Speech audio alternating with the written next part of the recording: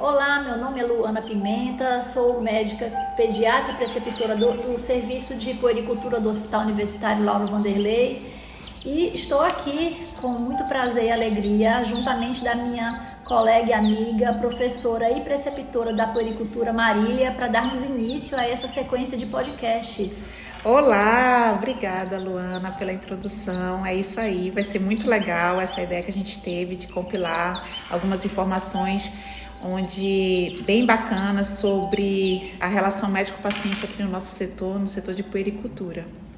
E aqui vai ser uma troca de conversas de uma forma até informal, né, Marília? A gente está aqui, de repente, até de outra vez com um cafezinho, para a gente poder ir desfrutando desse momento. Surgiu uma luz durante as nossas conversas diante de uma demanda que a gente vinha observando junto com os estudantes de medicina, com os residentes de pediatria, no que diz respeito à parte mais sensível. Isso, temas sensíveis, né, no atendimento médico. No atendimento médico, não era, Marília? Isso. O que a gente estava percebendo era que tanto os estudantes quanto os residentes, quanto nós, tínhamos algumas inquietações, algumas questões que fugiam um pouco do protocolo médico e que não era algo que era fácil de ser encontrado na literatura, compilado tudo juntinho. Então, essas reuniões do projeto Gente Como a Gente, que já estou até dando um spoiler já do nome, né? Inclusive, esse nome foi dado pela querida Marília, né, Marília? Depois, se você quiser falar um pouquinho do nome. Sim, isso. E tivemos essa ideia de nos reunirmos com os estudantes, uma roda de conversas mesmo, para a gente trocar essas experiências, essas percepções, esses sentimentos, essas inquietações, como uma forma de crescimento conjunto de todos nós. E aí a gente vai trazer aqui ao longo dos podcasts algumas questões que foram levantadas, como foi que nós percebemos, o que foi passado dos estudantes, dos residentes também, como uma forma de compartilhar aqui agora com mais pessoas. Exato. O Gente Como a Gente, então, ele surgiu da ideia de realmente a gente ter um momento com os alunos, um momento mais informal para a discussão de casos clínicos, né, que a gente tinha visto na puericultura com esses alunos, só que de um ponto de vista mais focando realmente na relação médico-paciente, no sentido de comportamentos, pensamentos, atitudes, formas de você abordar os cuidadores, né, dos nossos pacientes para algumas situações específicas. E dessa forma a gente deu esse nome Gente Como a Gente, se colocando numa situação onde nós também, muitas vezes, somos pacientes, nós também somos alunos, nós também somos cuidadores, responsáveis por outras pessoas. E dessa forma a gente poder chegar no denominador comum para algumas situações, né, críticas, muitas vezes, difíceis de lidar. E então foi muito bom, porque a gente já está aí há 1 ano tendo esses momentos com esses alunos, e muita coisa foi compartilhada, muito aprendizado foi compartilhado, e eu posso dizer por mim, eu creio que Luana também, que a gente aprende muito com eles, e a gente aprende muito também no momento que a gente permite que algumas coisas saiam do nosso imaginário, do nosso pensamento, porque às vezes a gente tem uma determinada atitude numa situação, porém a gente guarda aquilo e fica na dúvida, será que eu fiz certo? Eu poderia ter feito diferente? E tem medo até às vezes de conversar com alguém sobre isso. Então, Gente Como a Gente, para mim, tem sido esse momento onde eu posso desabafar. Será que eu fiz certo? E o que vocês acham? O que vocês teriam feito nessa situação, né, Luana? Nossa, perfeito, Marília. Eu me sinto totalmente contemplada com isso que você falou, porque essa troca que nós estamos fazendo em conjunto é uma oportunidade incrível de dar um mergulho nessas partes que trazem realmente dar uma pontadinha no coração. Será que realmente é por aí? Será que eu poderia ter feito diferente? Isso. Então são questões assim que impactam dentro do contexto emocional, do contexto relacional, mas que muitas vezes a gente não tem uma resposta pronta, uma resposta que seja única, pronta.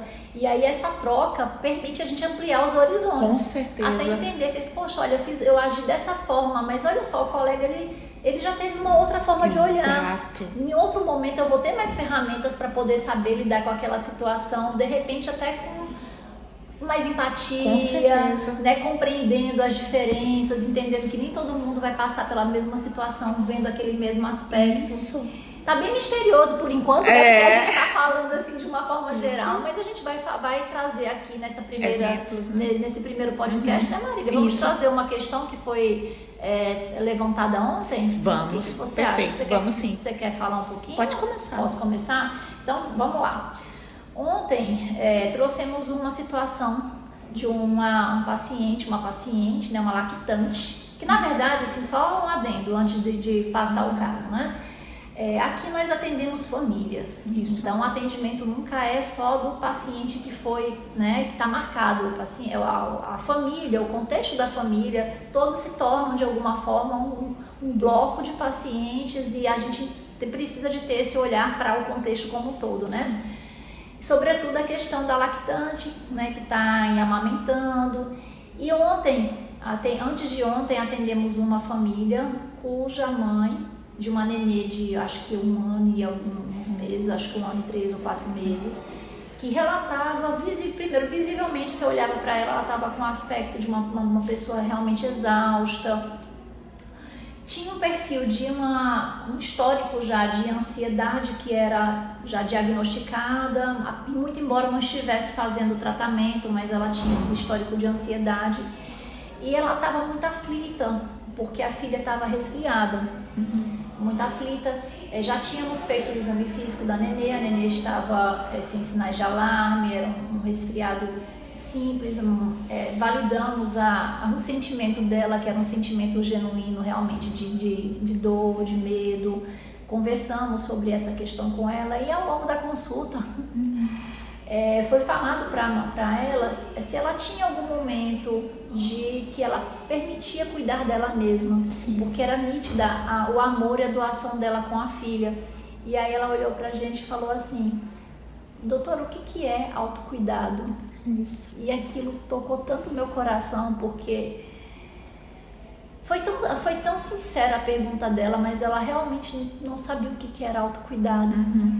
E essa fala dela, ela reflete, na verdade, uma realidade muito, muito persistente, que a gente observa muito, né, Marília? Aqui demais. Na cultura, que a doação é realmente legítima aos seus filhos, à família, mas uma... E completa. Total. A vida da mãe vira totalmente... A prioridade dela é o bebê. Ela esquece de si mesma e ela pensa que ela deve fazer isso, né?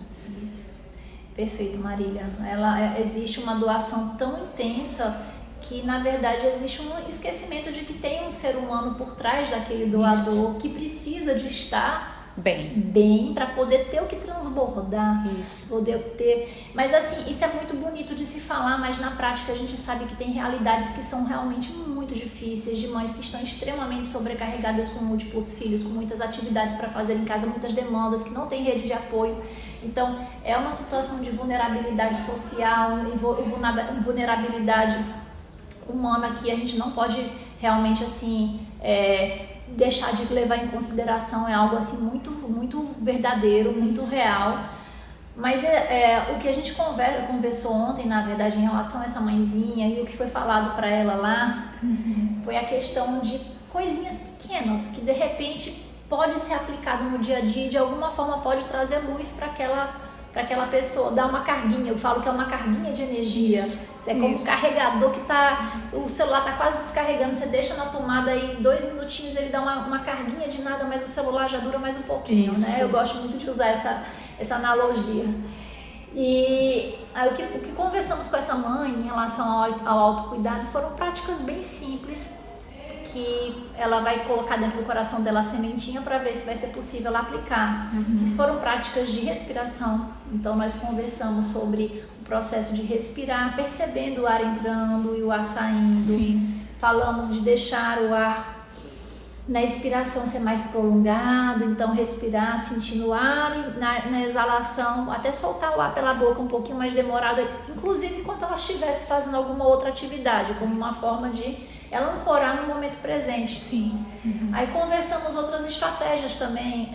A gente vem falando muito aqui da questão do próprio escaldapés enquanto está amamentando. Então, praticamente todo mundo tem uma bacia em casa, uma aguinha morna. Coloca lá, bota o pé lá dentro, você já sente o quentinho da água, aquilo dali já dá uma sensação de relaxamento. Grande. Né, Marília? A gente já fez algumas vezes, né? E dá aquela sensação de relaxamento, ajuda até a produção, a liberação do leite. E são práticas que dá para se fazer dentro do possível, dependendo do emocional daquela pessoa, mas é possível ser pelo menos orientado para que minimize um pouco essa sensação de que você não está cuidando de você mesmo, né? Então é como se fosse um abraço acolhedor a si mesmo para poder ter o que oferecer. É para se dar uma pausa para si mesma, olhar para si, né? Perfeito. Porque a mãe, ela passa a olhar muito pro bebê, sempre pro bebê, atenção redobrada no bebê. Todas a atenção dela tá nas necessidades do bebê. E aí isso gera uma atenção, quem é mãe sabe, uma atenção muito grande, que é o ponto assim de realmente ter aqueles momentos que o corpo não aguenta, né? E quando o corpo não aguenta, a mãe desaba e o bebê sofre com isso também. É aquele bebê que não dorme, fica a noite agitado, nunca está satisfeito, mama, mas não fica satisfeito porque ele quer algo da mãe que a mãe não está podendo dar para ele, né? Que é uma mãe tranquila, relaxada, né? Em paz. É verdade, é verdade. E ainda vem um sentimento muito grande de culpa quando a mãe cuida de si mesma, se ela não sabe que é merecido aquele autocuidado. Ela né? até faz, tem mãe que a gente vê que faz, digamos, tem seus momentos ali para si, ela tomar um banho mais, vou demorar um pouquinho mais no banho, deixa o bebê chorando com alguém, mas ela tá tomando banho ouvindo o choro do bebê. Então não é aquele banho relaxante, é aquele banho agoniado. Né? Eu digo porque já aconteceu comigo, de eu ir tomar banho, eu vou tomar banho aqui, eu quase que me punho, assim, eu vou tomar banho, eu tô ouvindo minha filha chorando ali fora, mas ela vai chorar um pouquinho porque eu quero esse banho, mas não foi um banho relaxante. Não. E às vezes tem mães que saem até do banho, na metade do banho, com o cabelo cheio de shampoo, né? E nem é porque o filho não tem alguém que esteja cuidando dele, né? Porque aí realmente tem que ter essa questão de segurança, mas a criança devidamente cuidado com alguém que esteja, né? Enquanto a mãe tá tomando um banho, por exemplo, se a mãe escuta o nenê chorando, estando bem cuidado, mesmo estando bem cuidado, a mãe se sente culpada de não estar lá para poder acalentar o nenê. Com certeza, porque não entende que ela merece também, precisa, ela merece e precisa. Fica aquela dualidade, aquela briga, eu versus o meu bebê, né? E aí eu acho que o papel que eu percebo, sabe, Marília, isso é uma percepção bem pessoal, que o papel nosso aqui realmente é a gente mostrar de alguma forma, pelo menos através dos nossos próprios relatos mesmo, que não é, eu gosto de falar assim, não é um luxo, é uma necessidade, que é legítimo o autocuidado, ter um momento mínimo para si, que a casa, os afazeres outros, eles são importantes sim, mas eles não podem ser mais importantes do que você cuidar de si mesmo, sem né? dúvida. E cuidar do nenê também, obviamente, porque é um legado que você precisa de cumprir mesmo, de deixar o cuidado, mas não esquecendo de cuidar de si. Né? Tem uma frase que uma vez eu li, que diz assim, que eu repito com muita frequência, que o nenê, ele é o fruto e a mãe é a árvore. Sim. Né? Então, assim, se a árvore não está bem nutrida, é difícil do fruto ficar bem nutrido. Eu falo essa frase, mas assim, com todo cuidado para a mãe também não se sentir culpada de não estar se nutrindo e aí o nenê não está nutrindo, porque olha, é todo Isso. E são esses dilemas que a gente traz aqui para a puericultura, olha só, que eu já falei isso em algum momento, Marília, que tô abrindo até meu coração, viu?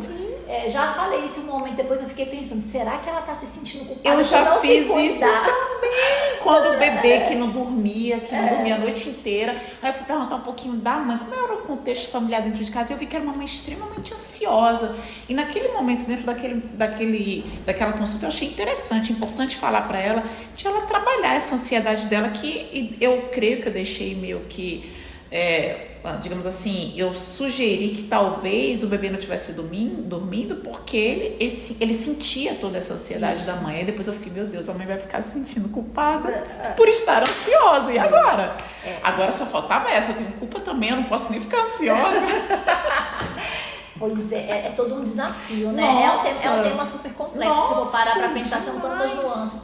Mas eu penso assim, sabe, que a cada vez que se conversa e se fala do autocuidado de uma forma leve, a tendência, né, aos poucos, no tempo do ritmo de cada um, no tempo de amadurecimento daquela pessoa, eu acredito que a tendência é que essa sementinha da leveza possa ir brotando e desse autocuidado. Pelo menos a pessoa um dia, do nada, fez, poxa, aquela médica, aquele estudante me orientou de fazer um escalda-pés. Será que de repente não pode, né? Isso! Aí às vezes naquele momento a pessoa nem, né, não acha que não é necessário, que não é interessante, ou então tá falando assim, é porque ela não sabe como é a minha vida. Às vezes a pessoa pensa assim, mas não, aquela sementinha pode brotar em algum momento e dar um fruto bacana, isso é algo que possa ser útil. Sim. Mas aí teve uma coisa bem interessante nessa nossa conversa de ontem, não teve, Marília? Sim.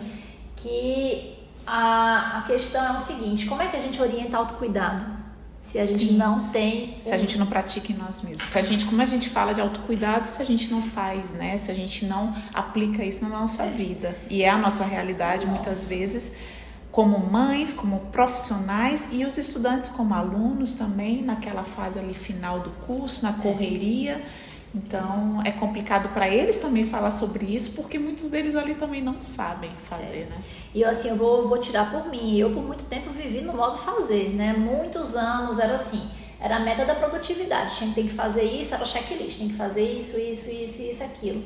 Autocuidado, essas coisas, para mim, eu nem sabia que existia isso, né? Assim, e hoje, desconstruindo toda essa tendência de estar só realmente nesse modo mais da produtividade, eu consegui encaixar na minha rotina esses pequenos espaços de tempo. Isso. Inclusive, às vezes o pessoal me vê caminhando aqui antes de trabalhar, porque assim, foi a forma como eu encontrei de ter um momento para mim. Então, tem algumas micropausas. Com certeza. Mas a nossa conversa, né, Marília, porque o que a gente observa muito é que, sobretudo para estudantes de medicina que tem uma sobrecarga mental enorme, com prova de residência para prestar, com conclusão de curso, com TCC para realizar, então é muita demanda. E aí eu às vezes fico pensando, como é que ele vai falar de autocuidado? Será que tem um tempo para ele? Será que eles estão se cuidando também? Dando um merecido descanso? O que é que tu percebe?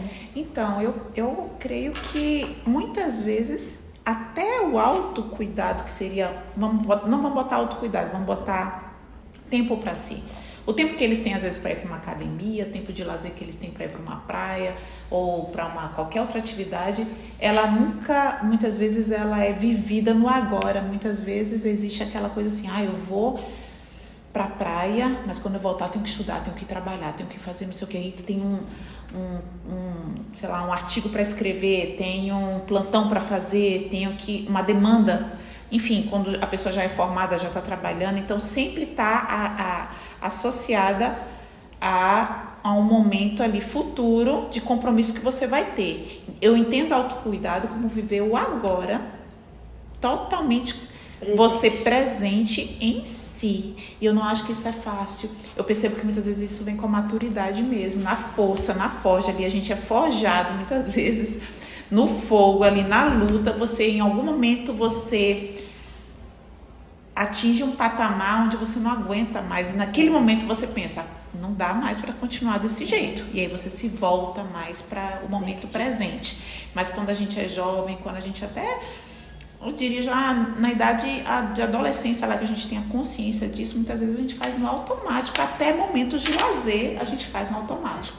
Nossa, eu super concordo com essa, eu vou chamar desse piloto automático que a gente vive, desse modo fazer. Mas sabe, Marília, a minha esperança é que, por exemplo, os jovens não precisem chegar ao ponto que eu cheguei, que de repente você chegou, de precisar de entrar num estado de exaustão para a vida empurrar e a gente aprender que precisa de se cuidar. Isso. De repente, eu tenho essa esperança dentro do meu coração, sabe? Que talvez trazendo temas assim para conversas com os estudantes, eles possam experimentar pequenas pausas, pequenos momentos de realmente de olhar para dentro de si antes de chegar a uma estafa mental que o obrigue a fazer isso, né?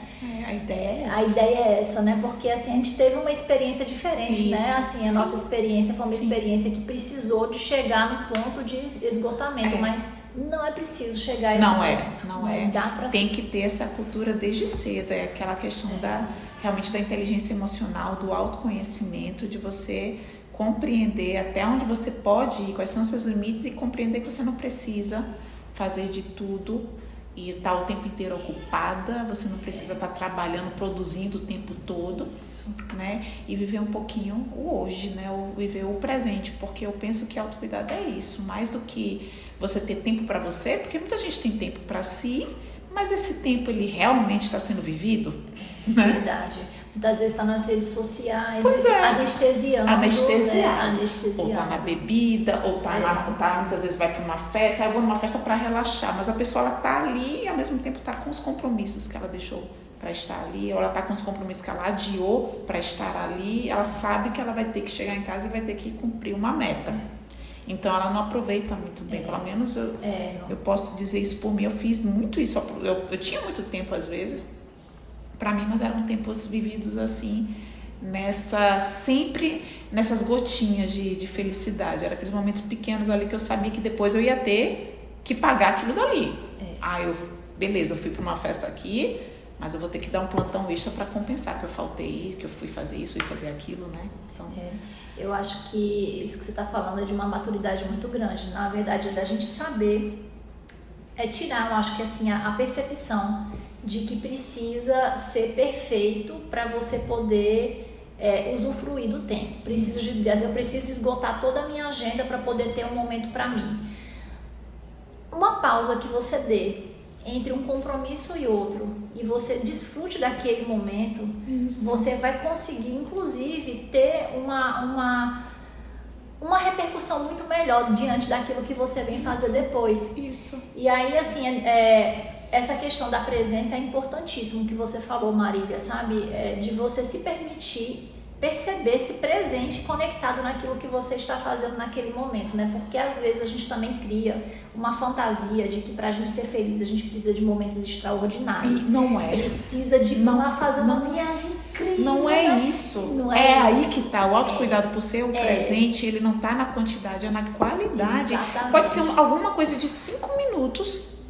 Pronto, ok. Isso. É tipo, você tá no trânsito e você coloca uma música relaxante. Canta no carro. Canta dentro do carro, coloca uma música que você gosta muito, que te relembra momentos bacanas, né, da sua vida. Você tá no carro, faz uma oração, uma meditação, uma respiração. Aproveita que tá tudo parado, tá aquele trânsito horrível, e ao invés de você ficar estressado com a hora, peraí, deixa eu aproveitar já que tá parado, vou ouvir aquele podcast que eu nunca mais tive a oportunidade de ouvir, né? Então é isso, é você aproveitar os momentos que você tem com qualidade. É a história de que o extraordinário é o ordinário. Isso. O extraordinário está no ordinário, está no cotidiano, de você realmente fazer o que a Marília acabou de dizer. Perfeito. Aproveitar a sutileza do dia a dia e tentar ir ressignificando. Claro que a gente não vai conseguir fazer isso sempre. O nosso emocional, ele é muito mais complexo do que algo assim, né? Que possa ser aplicado todo dia, e tudo bem não está tudo bem o tempo todo. Isso. Né? Exato. Tudo bem não está tudo bem o tempo todo. Mas a gente pode, aos pouquinhos, ir tentando encontrar na configuração da nossa própria vida de que forma que eu posso encaixar e ressignificar. Isso. Para finalizar, eu poderia falar contar uma história. Sim. Não foi uma história propriamente aqui dentro do contexto do Gente Como a Gente, algo que aconteceu antes, mas eu trabalhava em outro município por um tempo, trabalhei alguns anos em outro município. E aí eu saía de casa de madrugada para ir para essa cidade numa van com outros colegas, né? E o que acontecia é que era muito cedo e estava todo mundo muito cansado, porque tinha que acordar de 3 e tanta da manhã, 4 horas para pegar a van para chegar no outro canto, trabalhar e voltar de noite. Então eu saía de casa, meus filhos estavam dormindo, eu voltava para casa, meus filhos estavam dormindo. E todos na van estavam tão exaustos que a fala era: ai, que chato, tô indo trabalhar, ai, de novo, a gente aqui nesse local. E eu comecei a entrar nessa energia, sabe? Eu entrei dentro da minha inconsciência, entrei nessa energia. E aí eu chegava em casa muito cansada, muito embora eu gostasse do meu trabalho, aquilo me trazia muita exaustão. Até chegar um dia que eu tive uma tomada de consciência, eu pensei, peraí, deixa eu ressignificar o meu olhar diante desse momento. E aí eu comecei a ver as coisas positivas. Eu escolhi, eu vou fazer uma escolha de olhar o que tem de bom. Então eu percebi que eu tinha a oportunidade de ver o nascer do sol. Então eu via lá da van o nascer do sol. Eu via na estrada, eu fazia assim, vou aproveitar a vista, vou ver, via os bois passando, via uma formação de uma montanha bonita. Comecei a captar as pequenas coisinhas boas ao longo da viagem, do translado. Durante o atendimento, eu coloquei dentro para mim mesma, né, uma pausazinha para eu tomar um café. E aí eu terminei descobrindo que tinha uma janela lateral no consultório. Olha só que curioso. Essa janela lateral, toda vez que acabava todos os atendimentos, que eu abria a janela, eu conseguia ver o resquício do pôr do sol. E tinha uma revoada de pássaros marinhos. Tu acredita? Que lindo. E assim, eu percebi que todos os dias, na mesma hora, tinha aquela revoada de pássaros. Então era um sentimento de missão cumprida. Sim. E aí voltar para casa também, eu fiz assim, vou ver algo de bom. E eu fiz o que você sugeriu, inclusive aí que você falou aí, que é a questão dos podcasts. Sim. Eu baixava, já deixava baixado no celular, porque na estrada às vezes a internet não ajuda. E eu escutava aqueles podcasts, ou a ASMR, eu gostava muito de ASMR, até hoje gosto, na época comecei a escutar. E eu ressignifiquei essa minha estadia lá, nesse período que durou aí quase 4 anos, porque eu aproveitei aqueles momentos para serem momentos de autocuidado, de apreciação. Muito embora tivesse alguns dias que eu não conseguisse fazer isso em plenitude, tudo bem. A gente não consegue fazer o tempo inteiro, tá? Estar zen, bem o tempo todo, não né? Tem como, Mas é uma forma de autocuidado. E aproveitei aqui esse momento para fazer esse desabafo. Perfeito! Excelente. Excelente. Essa fala. É isso, né? Então acho que a mensagem do dia desse primeiro episódio gente como a gente querer trazer realmente temas que antes de tudo tem essa abordagem pessoal, íntima mesmo, de você como pessoa, né? Enquanto a gente sai ali do campo profissional, no sentido, eu sou doutora fulana, sou aluno, sou estudante, sou mãe, sou assim, sou assado, e entrar para o lado assim, eu sou uma pessoa que preciso olhar para mim antes de tudo, para poder olhar para o outro com empatia, com amor, com acolhimento, né? Perfeito, minha amiga. Eu acho que é isso, né? A ideia das nossas discussões é trazer esse momento realmente com os alunos, onde a gente pode compartilhar todos esses sentimentos que muitas vezes a gente guarda e fica ali sempre no automático, sem trabalhar aquilo, e às vezes aquilo pode ser bem trabalhado, aperfeiçoado, e você chegar através desse trabalho você conseguir fazer uma modificação, muitas vezes de conduta, e que só agrega, né, ao teu trabalho, a sua pessoa, né, a forma como você enxerga os outros também. Com certeza, eu posso falar por mim que eu tenho crescido absurdamente com esses momentos. Eu também, demais, aprendido muito com os alunos, muito. Eles trazem umas coisas assim que eu nunca tinha, eu já tinha às vezes poderia ter até percebido, mas novamente guardei na minha caixinha ali, ficou lá. O que eu vou fazer com isso? Vou deixar guardadinho. Agora não, eu sei que eu posso trabalhar aquilo, eu posso mudar uma conduta que eu tinha por anos, fazer diferente. E fazendo diferente você gera mudanças muito boas, né? Que trazem até, digamos assim, uma nova perspectiva do seu trabalho, né? Muitas vezes a gente fica no trabalho assim, eu não tenho mais como evoluir nesse trabalho, não tenho mais como mudar nada. Tem. Sempre pequenas mudanças, sempre tem, né? Maravilhoso, perfeito. Foi um prazer enorme. Foi todo meu, é muito bom, foi muito bom. E até a próxima, né? Até a próxima, com o cafezinho da próxima vez. Com o cafezinho. Vamos lá. Deu